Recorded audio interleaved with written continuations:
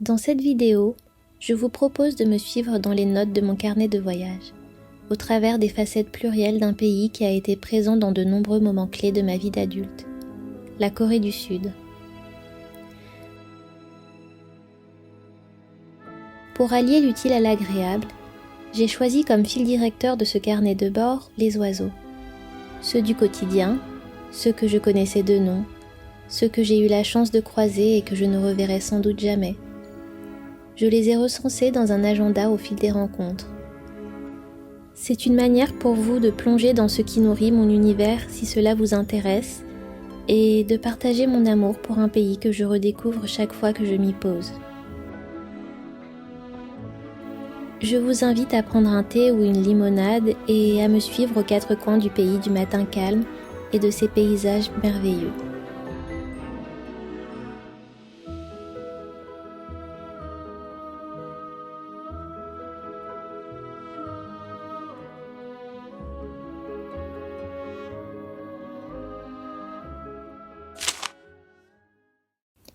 Le 9 mai 2024, nous nous posons à Séoul avec Jade et Alex, mes deux acolytes et amis depuis plus de 10 ans. Nous rejoignons notre guesthouse à Hongdae, quartier de l'une des plus grandes universités de Séoul, et nous tentons de récupérer du décalage horaire. Dès le lendemain, nous quittons le centre-ville pour nous rendre au mont Bukhansan, l'un des lieux les plus populaires pour randonner au nord de Séoul. D'ailleurs, vous saviez que l'un des loisirs préférés des Coréens était la randonnée ? La Corée est un pays aux villes cerclées de montagnes et il y a tant à voir. Nous avons croisé beaucoup de personnes plutôt âgées, bien plus endurantes que nous, et c'était apaisant et régénérant de se retrouver dans ces montagnes malgré le chemin pas toujours simple à gravir et la fatigue due aux longues heures de vol. Nous croisons quelques oiseaux sur le chemin. Malheureusement, je n'arrive pas encore totalement à les identifier ou à les trouver parmi les branchages avec mon nouvel objectif. Cela fait beaucoup de bien d'être accueilli et accompagné par le soleil et le piaillement des oiseaux.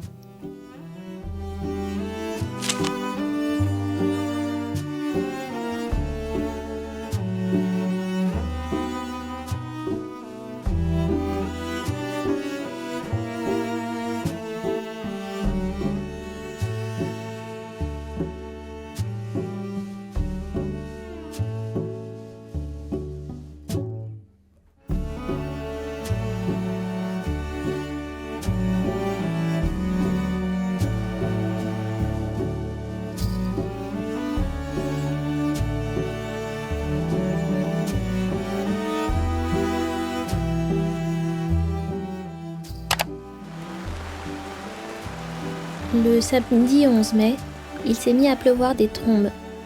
C'était l'occasion idéale pour se conformer à la mode et se poser dans un café entre copines.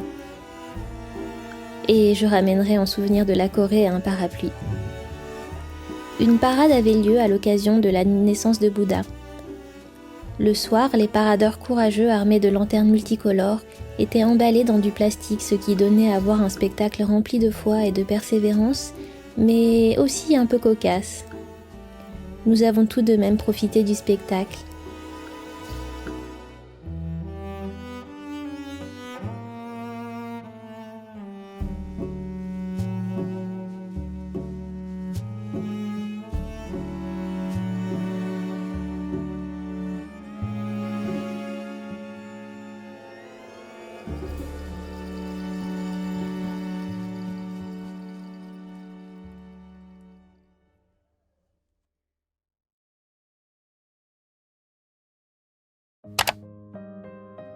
Le jour suivant était également rempli de petits bonheurs. Une balade dans Séoul Forest à l'ombre des arbres. Une déception car mon ancien objectif a cessé de fonctionner. Certainement à cause de la pluie de la veille. De ce fait, j'ai très peu de rush de cette journée, ce qui ne m'a pas empêché d'en profiter. Ce soir-là, nous avons pris le bus, après un bibimbap bien mérité. Et le lendemain, nous nous réveillerons à Sokcho.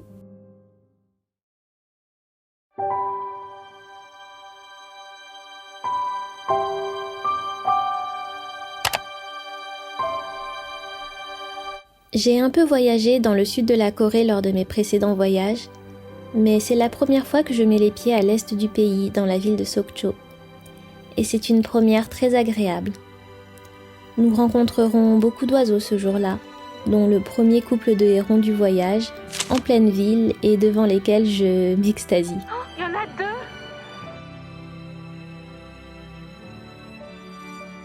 Direction le mont Soraksan, pour une nouvelle randonnée.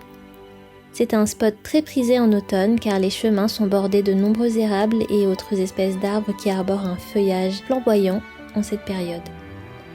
Mais la balade en valait la chandelle également au printemps. J'ai adoré voir mon premier piquet-pêche. Nous nous sommes attendris devant les écureuils de Corée si mignons. Mais nous avons surtout profité des paysages époustouflants.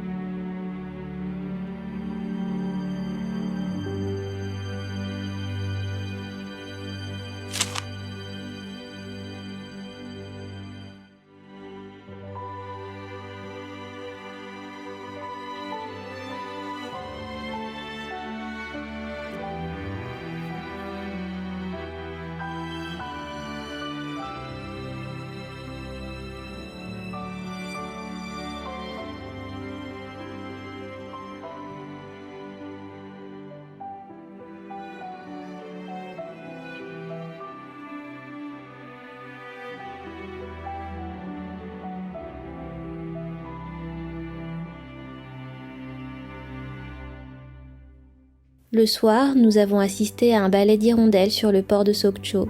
C'était merveilleux de les voir si nombreuses. Je crois que c'était l'une de mes journées préférées du séjour.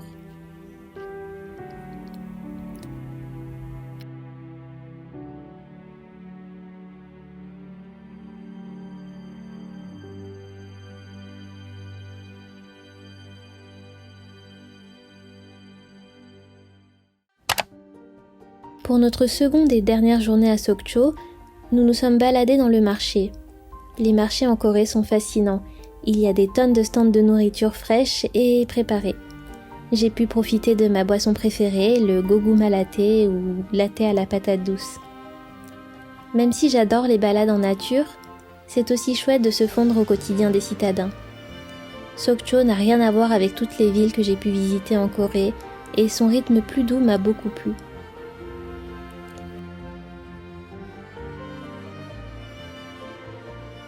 Le soir, après ce séjour express, nous avons de nouveau sauté dans un car direction Andong, via Séoul.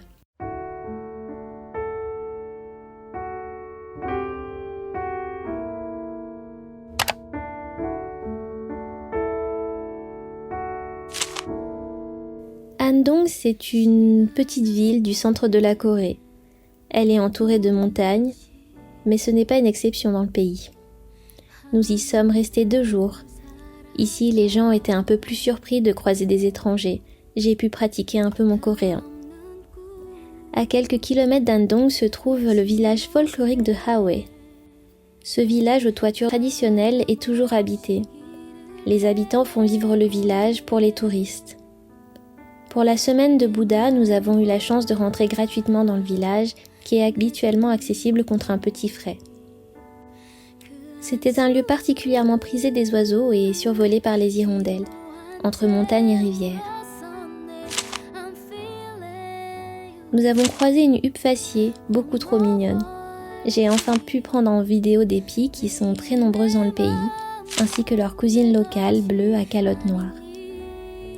Cette journée a été riche en rencontres ailées et c'est encore une fois une super aventure.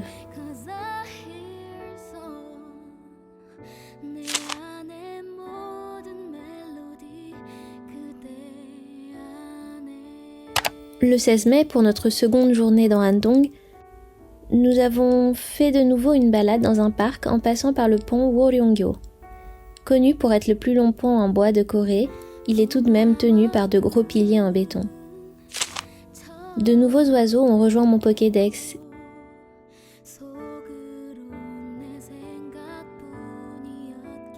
Et nous avons de nouveau parcouru un parc pour une journée assez calme.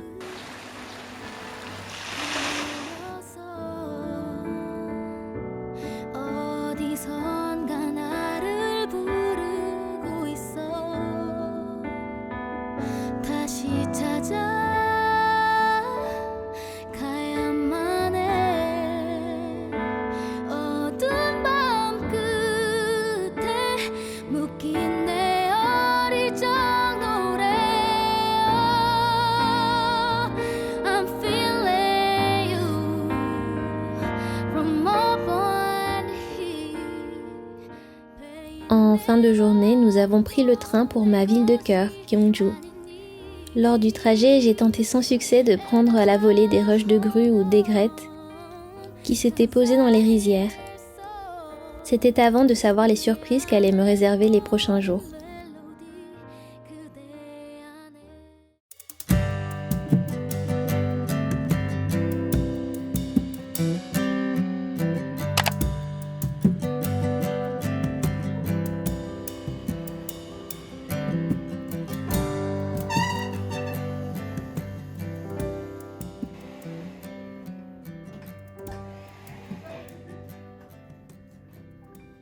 Me réveiller à Gyeongju, ça a toujours été pour moi la plus belle émotion de mes voyages en Corée.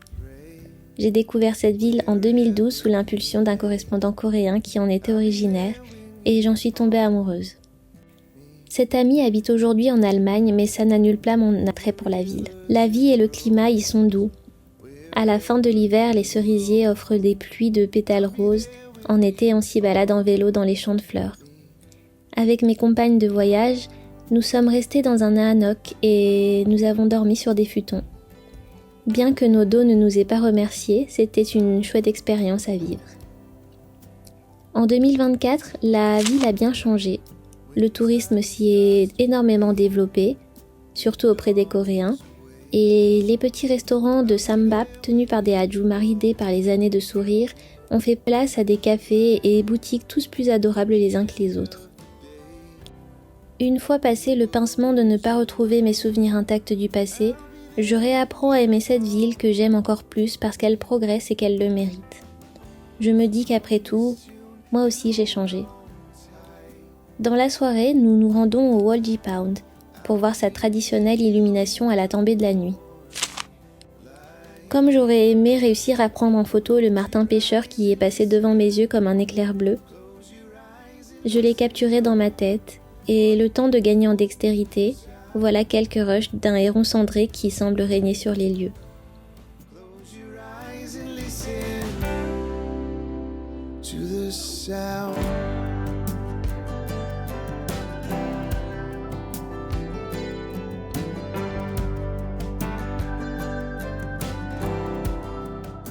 Ce soir-là, je crois avoir aperçu une chouette. 18 mai 2024. Cela fait quasiment 10 jours que nous sommes en Corée du Sud. Le temps passe tellement vite. Nous avons dégusté un thé dans un salon de thé tenu par un monsieur extrêmement charmant et j'ai fait quelques achats. Ma ténacité pour invoquer des grues porte enfin ses fruits et sur la route du pont Woryongyo, nous sommes gratifiés par la visite d'une aigrette et d'un héron cendré. Ces oiseaux sont si élégants et sublimes. Je ne m'en lasse pas. Et vous n'apercevrez que des extraits très courts des gigaoctets que j'ai filmés. Durant ce voyage, j'ai collecté énormément de visuels qui me serviront pour mes prochaines aquarelles.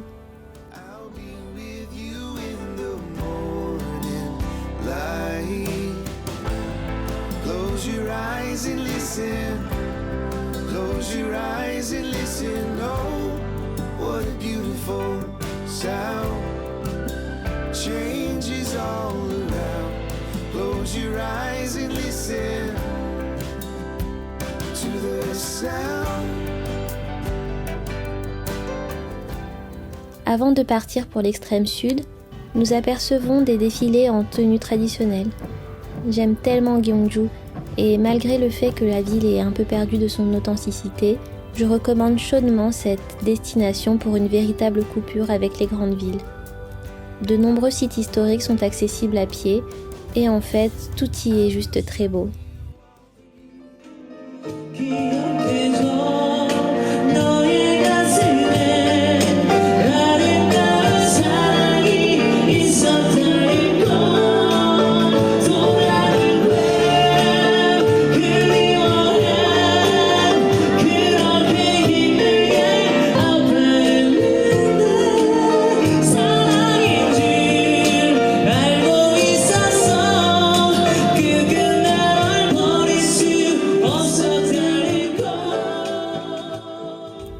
Nous avons de nouveau pris un bus pour rejoindre Busan.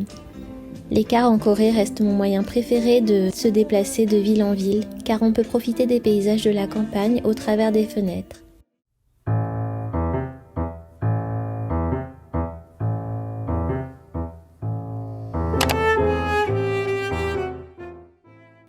Busan est la seconde ville du pays et en venant de Gyeongju, le contraste avec les petits bâtiments de l'ancienne capitale du royaume de Shilla est saisissant.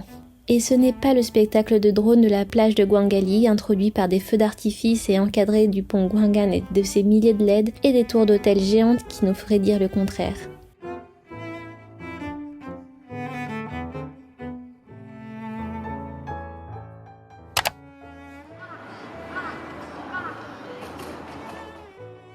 Même si je comprends le charme de cette ville, j'ai un peu de mal à me sentir totalement à l'aise à Busan, sans savoir expliquer pourquoi. Pourtant, j'adore le fait qu'elle soit en bord de mer. Nous avons pris un hôtel dans le quartier de la plage d'Haeundae, qui est franchement très agréable.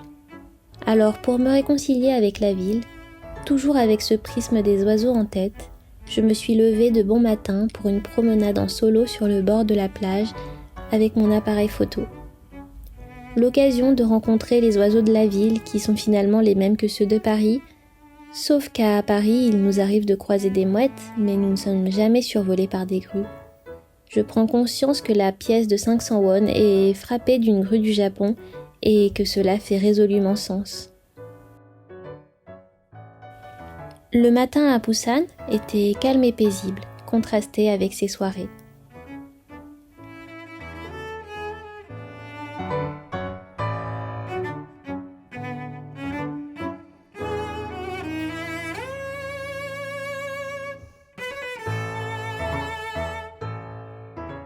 Nous avons grimpé au temple Yongguksa, entre mer et montagne avec les filles. Pour moi, cela reste un incontournable de Busan.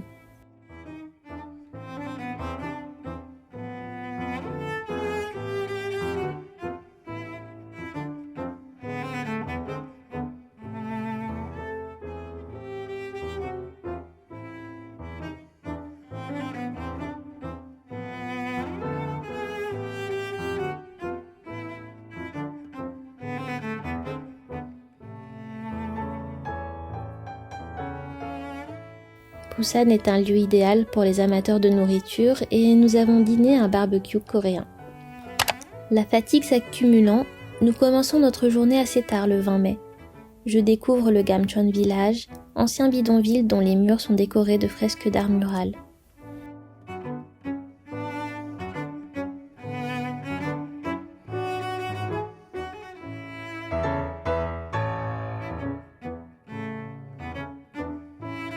Nous avons fait des milliards d'achats dans les petites boutiques.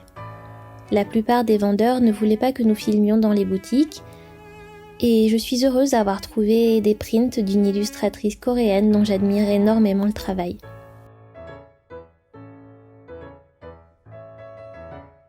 En fin d'après-midi, les filles vont au marché aux poissons de Jalgapchik qui est également un must-do à Busan, mais que j'ai déjà vu, alors je me dirige à l'ouest de la ville, sur la presqu'île d'Ulksudo, qui abrite un écoparc avec des possibilités de voir des oiseaux. En le vivant, je me rends compte que c'était un moment nécessaire de pause et d'introspection.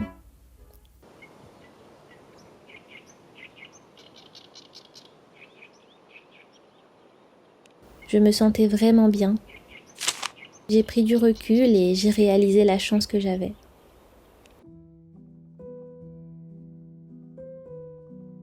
J'y ai croisé un vieux monsieur qui prenait une pause avant de repartir sur son vélo électrique.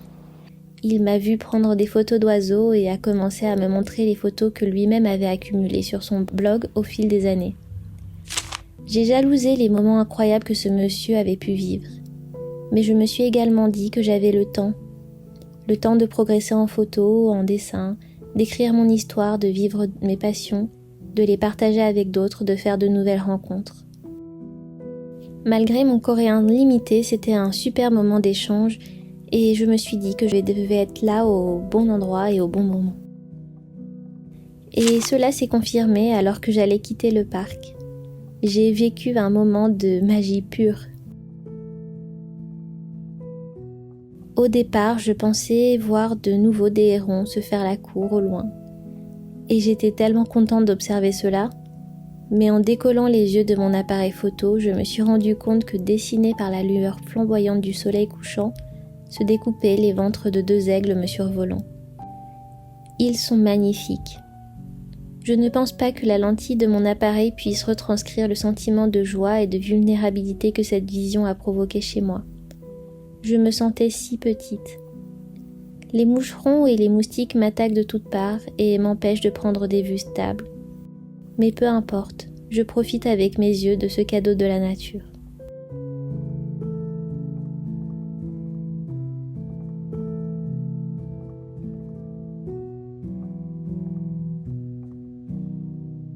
Le soir, nous profitons d'une balade dans le Busan nocturne.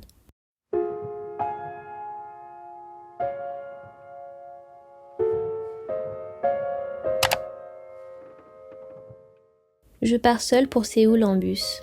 Les filles me rejoindront en fin de journée et profitent un peu plus de Busan.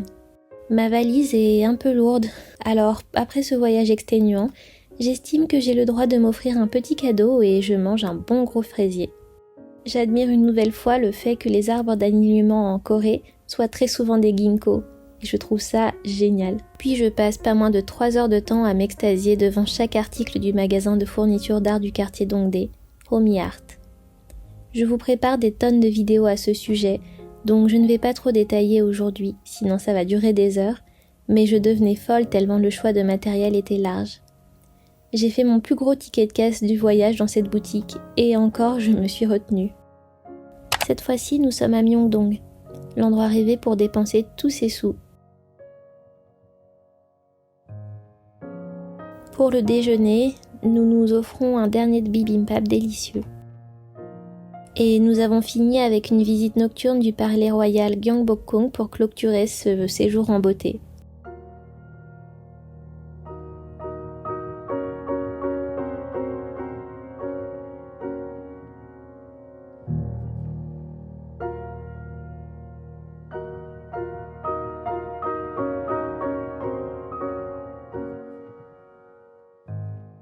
Enfin, pour finir, on a fait une petite session de karaoké parce que c'est vraiment la vie. J'ai été très émue de m'apercevoir du nombre de surprises que ce voyage m'a accordé. Je me sens si chanceuse. J'espère que cette vidéo vous a plu et vous a donné envie d'en connaître plus sur le pays du matin calme. En décollant du sol coréen, je ne sais jamais s'il s'agit d'un au revoir ou d'un adieu. Cependant, c'était la première fois que je quittais la Corée sans verser de larmes. Est-ce que cela signifie que j'ai grandi ? Est-ce que je considère qu'un chapitre s'est clôturé ? Ou est-ce que je sais au fond de moi que j'y reviendrai ? Merci d'avoir pris le temps de revivre ce voyage avec moi.